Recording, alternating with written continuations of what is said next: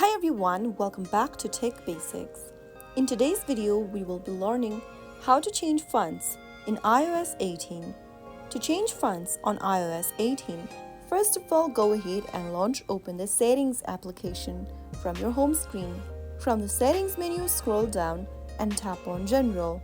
Under General, scroll down and tap on Fonts and click on System Fonts. You will then be able to see a list of fonts that you can download or select. To download a font, tap the download icon right next to the font type and the download process should begin. Remember that you must first update your iOS device.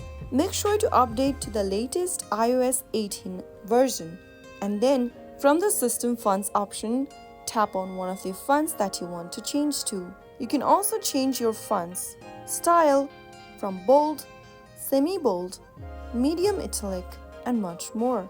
That is how you can easily change fonts on iOS 18. I hope the tutorial was helpful to you. If it was, go ahead and give us a thumbs up. Don't forget to subscribe to the channel by hitting the subscribe button. Press the bell icon so that you'll never miss another upcoming upload from us.